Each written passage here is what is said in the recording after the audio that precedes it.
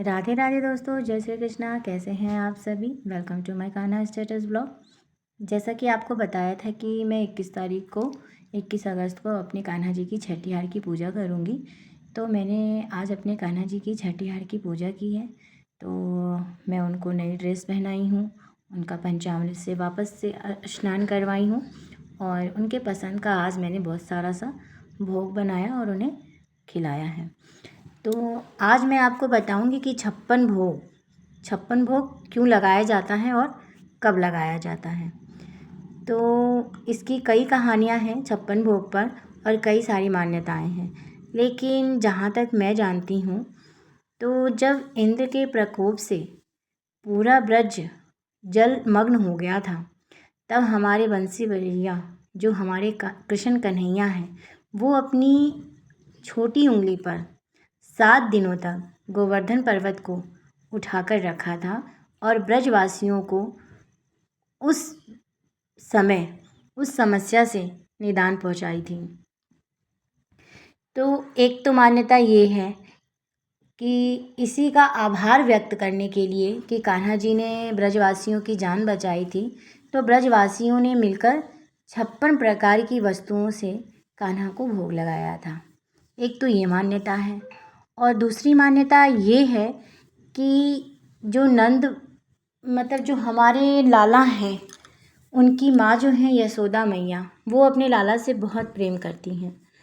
तो वो एक दिन में 8 बार अपने लाला को भोजन कराया करती थी। तो जब हमारे मुरली मनोहर, हमारे कृष्ण कन्हैया जब गोवर्धन पर्वत को अपनी छोटी उंगली पर 7 दिनों तक उठाकर रखे थे, तो यशोदा मैया के लाल उन 7 दिनों में कुछ भी नहीं खाए थे। तो जब वो 7 दिन के बाद घर वापस लौटे थे, तो यशोदा मैया ने उनके पसंद का बहुत सारा सा पकवान बनाकर उन्हें खिलाया था। तो 7 दिन जब वो नहीं खाए थे और 8 टाइम वो भोग लगाती थी, तो जब हम काउंट करते हैं तो 56 हो जाते हैं। तो एक तो ये मान्यता है कि 56 भोग इसलिए लगाते हैं। और तीसरा ये भी मान्यता है कि जब हमारे कृष्ण भगवान राधा रानी के साथ एक दिव्य कमल पर गोलोक में थे, तो जो उस गोलोक में दिव्य कमल के ऊपर विराजमान थे राधा रानी के साथ, तो उस कमल की 3 परतें थीं और प्रत्येक पंखुड़ियों में तीनों परत की पंखुड़ियों को मिलाकर 56 पंखुड़ियाँ थीं। और उन 56 पंखुड़ियों पे हमारे कृष्ण कन्हैया अपनी सखा के साथ विराजमान थे।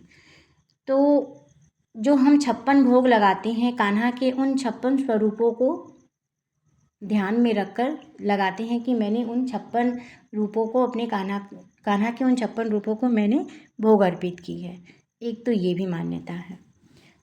और आज हमने अपने कान्हा जी की छठी की जो मैंने पूजा की है, तो मैंने किस तरीके से अपने कान्हा की पूजा की, किस तरीके से उन्हें भोग लगाया, वो सब कुछ मैंने आपको बताया है इस वीडियो में।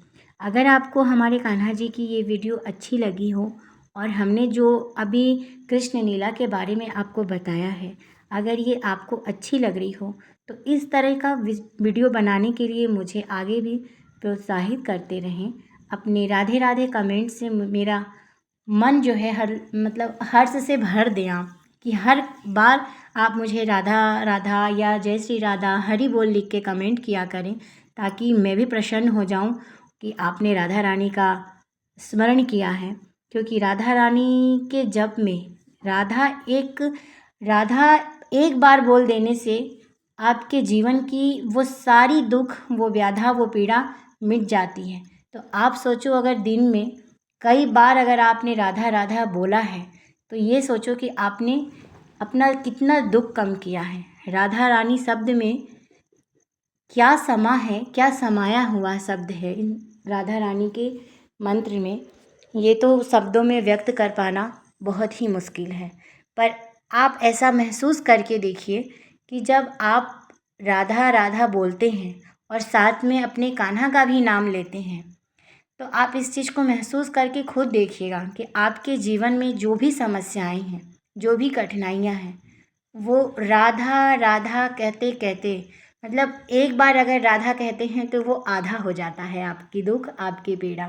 तो जब आप अनेक बार कहेंगे कि राधा श्री राधा, तो आप सोचो कि अपने जीवन की जितनी भी दुख परेशानियां हैं, आप उनको दूर कर रहे हैं।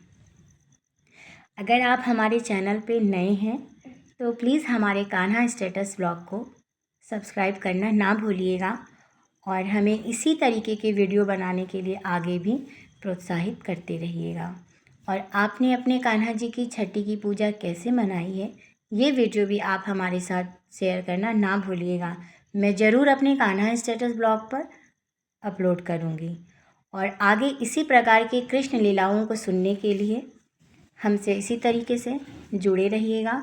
मैं हर रोज़ प्रतिदिन आपको कृष्ण लीला की उन सारी लीलाओं का वर्णन करके बताऊंगी जो हमने बहुत पहले देखा है, सुना है और दूसरों से सुना है।